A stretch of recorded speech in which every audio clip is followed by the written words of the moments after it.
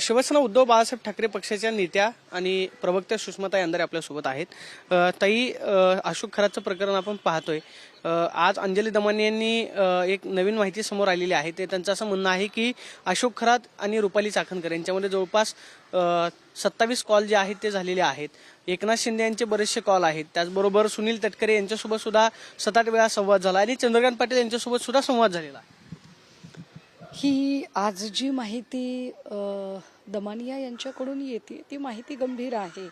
खरं म्हणजे ते 27 कॉल नाही, तर त्याच्यामध्ये जे सांगितलं जाते त्याच्यानुसार रुपाली चाकणकर यांचे जवळपास जे कॉल झाले त्याच्यामध्ये 33,000 सेकंद असं त्या म्हणताहेत. 177 कॉल्स आहेत त्यांचे. 177 कॉल म्हणजे 9.5 तासांचं बोलणं.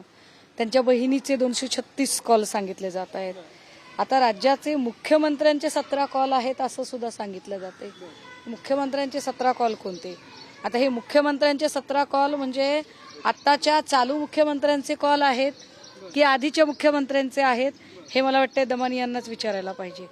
एकनाथ शिंदे यांचं सगळ्यात जास्त 21 मिनिटांचं संभाषण हे कशासाठी असेल हे सुद्धा जरा पुढे येणं गरजेचं आहे. या सगळ्यांमध्ये जेव्हा एकनाथ शिंदेच्या संबंधाने माहिती सांगतायत दमानिया, तेव्हा असं म्हणतायत की 17 कॉल झाले, 10 इनकमिंग आणि 7 आउटगोईंग कॉल आहेत असं त्या म्हणतायत. हे एवढे सगळे कॉल राज्याच्या मुख्यमंत्री उपमुख्यमंत्री पदावरची व्यक्ती खरातला का करत असेल, कशासाठी करत असेल, त्याची नेमकी कारणं काय आहे ती कारणं पुढे आली पाहिजेत. पण सुरुवातीच्या 2-3 वेळेला आम्ही SIT बद्दल अत्यंत सकारात्मकतेने एक आशावाद व्यक्त केला आणि आम्हाला असं वाटलं की SIT फार व्यवस्थित पद्धतीने या सगळ्यांमध्ये काम करत आहे. मात्र आत्ता ज्या पद्धतीचं काम आम्ही बघत आहोत की एवढ्या सगळ्या गोष्टी पुढे येत आहेत, म्हणजे जी माहिती समजा माझ्याकडे येते किंवा अंजली दमानी यांकडे येते किंवा अजून कोणाकडे येते, वडेट्टीवारजींकडे येते, ही सगळी माहिती SIT कडे येत नसेल का? एवढी सगळी माहिती समोर येऊन सुद्धा SIT अजूनही चाकणकरांना चौकशीसाठी का बोलावत नाही? काल एक माहिती मला वाटते अजून एका पोर्टलवरती आली की चाकणकर आणि चाकणकरांच्या बहिणीच्या नावे खूप सारे अकाउंट्स होते, ज्या अकाउंटचा नॉमिनी हा खरात होता. SIT काय करत आहे? SITचं अजूनही या गोष्टीकडे लक्ष का जात नाहीये की SIT फक्त नावापुरती नेमली आहे? फक्त एक पॉलिटिकल ब्लाइंड गेम चालू आहे का? ज्या ब्लाइंड गेम मध्ये कुणाला तरी डॅमेज करायचे फक्त आणि सोडून द्यायचे, लॉजिकल एंडला न्यायचंच नाही, फक्त डॅमेज करायचे आणि सोडून द्यायचे, याच्यासाठी हा खेळ चाललेला आहे का? असं असेल तर हा फारच थांबवा, काही अर्थ नाही. कारण एकटा खरात नाही, एकट्या चाकणकर नाही, यांच्या सोबत असणारे जे लोक आहेत ते सगळं नेक्सस बाहेर आलं पाहिजे. तुम्ही असं म्हणालात की या सगळ्या प्रकरणाच्या अनुषंगानं की अंजली दमानी यांकडे जी माहिती आहे ती गंभीर आहे. इनकमिंग आउटगोईंग कॉल्स असतील किंवा आत्ताचे मुख्यमंत्री आहेत की तत्कालीन मुख्यमंत्री आहेत, एकनाथ शिंदे यांचे जवळपास 17 कॉल. त्याने अनेक प्रश्न निर्माण होतात की मुळात दमानी यांना हे कॉल रेकॉर्ड्स मिळाले कसे? एक पोलिसांची माहिती, पण ठीक आहे चला मिळाले, काही हरकत नाही. पण ते कॉल रेकॉर्ड्स नेमके किती काळातले आहेत, त्याचा कालखंड किती आहे? 1 महिन्यात तेवढे कॉल झालेत की 2 महिन्यात झाले, 6 महिन्यात झालेत, तर तो एक प्रश्न आहे. दुसरं असं की हे जे सगळे कॉल आहेत, जसं की मुख्यमंत्र्यांच्या संबंधाने म्हटलं की ते तत्कालीन त्यावेळेचे मुख्यमंत्री, म्हणजे आपल्याकडे शिंदे मुख्यमंत्री राहिले तर उपमुख्यमंत्री, मग ही जी माहिती आहे ती दमानिया फडणवीसांबद्दल सांगत आहेत की एकनाथ शिंदेबद्दल सांगत आहेत, ही एक संदिग्धता आहे. ती संदिग्धता दूर झाली पाहिजे. आणि सरते शेवटी जर एवढी सगळी माहिती पुढे येते तर मग SIT काय करत आहे? SIT अजूनही या प्रकरणामध्ये म्हणावा तसा तपासाचा वेग का वाढत नाही, हा आमचा प्रश्न आहे. रुपाली चाकणकर यांचे जवळपास 177 कॉल्स आहेत. काय मध्यंतरी रुपाली चाकणकर असं म्हटले होते की त्यांच्या वैयक्तिक आयुष्याशी माझा काही संबंध नाही, ज्यावेळेस त्यांनी राजीनामा दिला. आता जी CDR मधून माहिती समोर येते 177 कॉल, हे कशासाठी होत असतील? त्या एका संविधानिक पदावरती होत्या, राज्य महिला आयोगाच्या अध्यक्ष होत्या, आणि असं असताना अशोक खरात यांच्यासोबत 177 कॉल्सवरती नक्की काय बोलणं झालं असेल, काय संभाषण झालं? नाही, मला तेच म्हणायचंय की त्या दरवेळेला म्हणायच्या की माझा फक्त ट्रस्ट पुरता संबंध आहे, परंतु कुठलीही फ्रेम बघितली, कुठल्याही नेत्याचा फोटो बघितला की त्या नेत्यासोबत फोटो चाकणकरांचा दिसतो. म्हणजे मी 2 दिवसापूर्वी जे म्हटलं की सांगोल्याचे दीपक आबा साळुंखे यांच्या फोटोमध्ये सुद्धा पुन्हा चाकणकर दिसतात.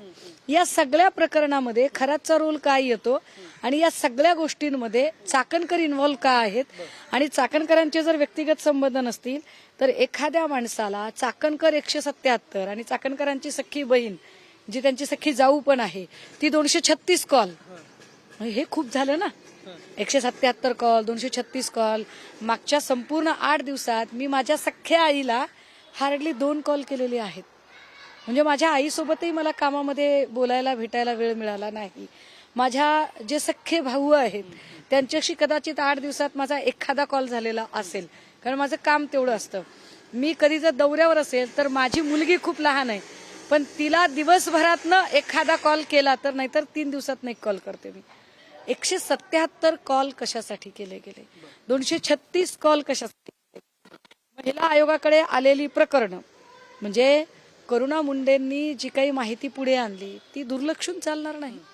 की अनेक प्रकरणं आहेत की ज्या प्रकरणांमध्ये करुणा मुंडे म्हणतात की चाकणकरांनी ती प्रकरणं पीडितेच्या बाजूने न्याय देण्यापेक्षा त्या प्रकरणांचा निपटारा केला, एका अर्थाने डील केली. हा जो आरोप आहे हा गंभीर आहे. लोकसत्तेसारख्या एका महत्वाच्या वृत्तपत्रातली जी माहिती येते त्यामध्ये तब्बल 34,000 केस चाकणकरांच्या काळातल्या पेंडिंग राहिल्या अशी माहिती पुढे येते. तर हे सगळं गंभीर आहे आणि या सगळ्यांचा खरातांशी काय संबंध येतो म्हणून आमचं पुन्हा पुन्हा म्हणणं आहे की चाकणकरला अजूनही अरेस्ट का झाली नाही. आता या सगळ्या प्रकरणाच्या अनुषंगाने जी माहिती समोर येते, तुम्ही मागणी केलेली होती की रुपाली चाकणकर यांना सह आरोपी करा किंवा त्यांच्यावरती सह आरोपी करून त्यांना अटक व्हावी, ही तुमची मागणी होती. अजूनपर्यंत त्यांना चौकशीसाठी बोलवलं की बोलवलं नाही यावरती सुद्धा एक विसंवाद पाहायला मिळतोय. SIT कडून काही उत्तर मिळत नाही. रुपाली चाकणकरांची चौकशी व्हावी का किंवा जे समज गेलेलं आहे त्याला त्यांनी काहीतरी उत्तर दिलं अशी सुद्धा माहिती मिळते. नाही, त्यावर तर मी कालच बोलले की ज्या पद्धतीने त्या म्हणाल्या की मला कुठलं समन्स आलेलं नाही, याचा अर्थ काय. याचा अर्थ चाकणकर SITला खिचगिंतीतच धरत नाहीत का. SIT आणि SITचे प्रमुख म्हणजे चाकणकरांच्यासाठी अगदी त्यांच्या खिशात घालून न्यायची गोष्ट असं चाकणकरांना वाटतंय का. चाकणकर असं सांगू पाहतायत का. कारण 3 दिवस चाकणकर याच्यावर काहीच बोलला नाही. समन्सची बातमी येऊन 3 दिवस उजाडले. 3 दिवसानंतर चाकणकर बोलतायत म्हणजे या 3 दिवसामध्ये चाकणकरने सगळं मॅनेज केलेलं आहे का. कारण आता लोकांच्या मनात काही शंका येतील आणि या शंकांची उत्तरं SIT कसं देणार आहे ते SITने आता जरा सांगितलं पाहिजे. कारण SITवर आम्ही 8 दिवसांपासून विश्वास ठेवतोय, पण SIT कडून तपासाची दिशा अजूनही योग्य ती दिशा तपास जातोय असं आम्हाला अजिबात वाटत नाही. मग तुम्ही SITच्या अधिकाऱ्यांना सुद्धा भेटलेला होतात. आता जर रुपाली चाकणकर यांचा सह आरोपी म्हणून समावेश झाला नाही किंवा त्यांना समज दिली नाही, चौकशीसाठी बोलवलं नाही, तर मग तुम्ही परत भेटायला जाणार. या सगळ्यांमध्ये मी माननीय मुख्यमंत्र्यांना एक पत्र लिहिलं, माननीय मुख्यमंत्र्यांची वेळ मागितली. त्याच्यामध्ये मला असं कळलं की मुख्यमंत्री म्हणजे त्यांच्या ऑफिसकडून जी माहिती मिळाली त्यात ते 1 दिवस आसाममध्ये होते, ते 2 दिवस केरळमध्ये होते, त्यामुळे त्यांची माझी भेटीची वेळ ठरू शकली नाही. मला वाटतं आज संध्याकाळपर्यंत ती भेटीची वेळ ठरेल आणि त्यांना भेटल्यानंतरही मी या सगळ्या मुद्द्यांवर बोलणार आहे. आणि या सगळ्यांमध्ये मी त्यांना हेही विचारणार की बाबा हे प्रकरण खरंच लॉजिकल एंडला जाण्यासारखं आहे का, जाणार आहे का. कारण माहिती बाहेर कशी येते, माहिती बाहेर येते म्हणजे माहिती कोणीतरी लीक करते. मग माहिती लीक करण्यापेक्षा ज्यांच्या संबंधाने माहिती आहे त्यांच्यावर कारवाई का होत नाही, हे जास्त महत्वाचं आहे. राजकीय प्रश्न आहे. बारामती पोटनिवडणुकीची बरीच चर्चा होते. काँग्रेस असं म्हणते की राहुरी आणि बारामती या 2 पोटनिवडणुका ज्या आहेत त्या आम्ही लढू. महाविकास आघाडी म्हणून तुमची भूमिका काय आहे. सुप्रिया सुळे असं म्हणतात की आम्ही महाविकास आघाडीला विनंती करू की सुनित्रा वहिनींच्या विरोधात उमेदवार देऊ नये, ही निवडणूक बिनविरोध व्हावी. चांगली गोष्ट आहे. म्हणजे सुप्रियाताईचा सुनित्रा वहिनींच्या विरोधात उभ्या राहिल्या होत्या आणि आम्ही ज्या प्रचार सभा घेतल्या होत्या त्या सुप्रियाताईंसाठीच घेतल्या होत्या. त्यामुळे सुप्रियाताई खाली शस्त्र टाकत आहेत ही अजून चांगली गोष्ट आहे. फक्त काय आहे की या सगळ्यांमध्ये पवार कुटुंब हे 24/7 पॉलिटिकल मोडवर राहणारं कुटुंब आहे. त्यामुळे अगदी दादा गेल्यानंतर 3च दिवसामध्ये वहिनींचा शपथविधी झाला. 3च दिवसानंतर अगदी त्याच दिवशी सुप्रियाताई अधिवेशनाला निघून गेल्या. त्यामुळे दुखवटा अशा काही गोष्टी मुळात पवार कुटुंबानेच काही मानलेल्या नाही आहेत. हा एक मुद्दा आहेच आहे.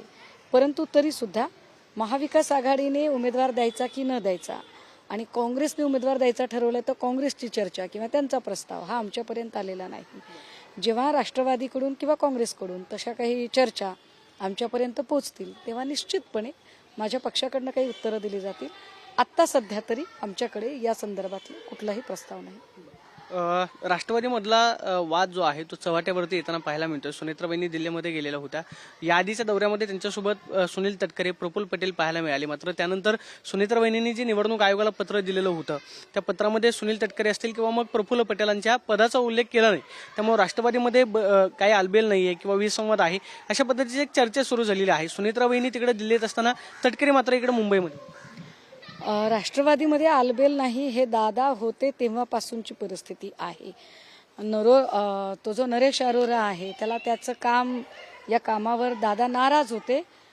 हे सुद्धा दादा असतानाच ही सुद्धा चर्चा बाहेर आलेली होती.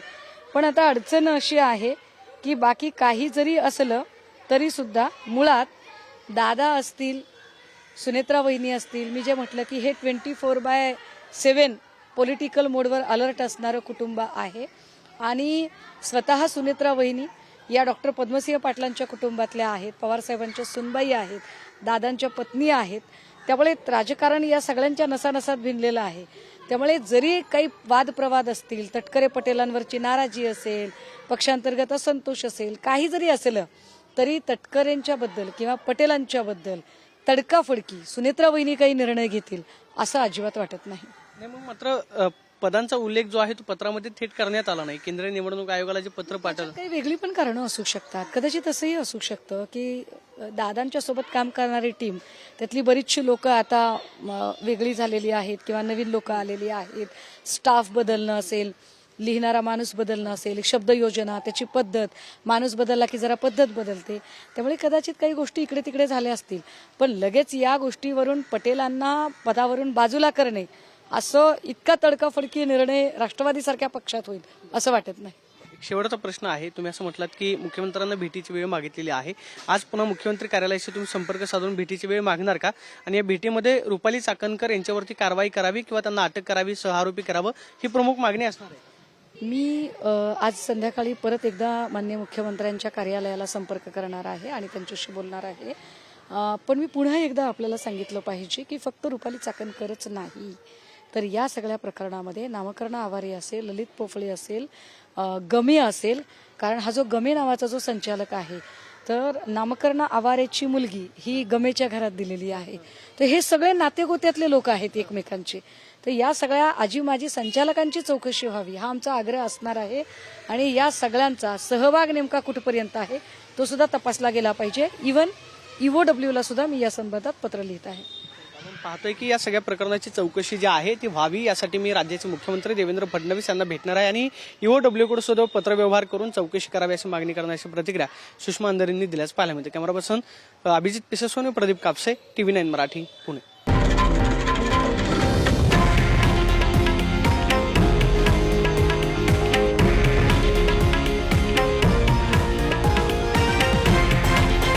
हे आहे देशातील नंबर 1 न्यूज नेटवर्क आणि आपण पाहत आहात TV9 मराठी, एकमेव.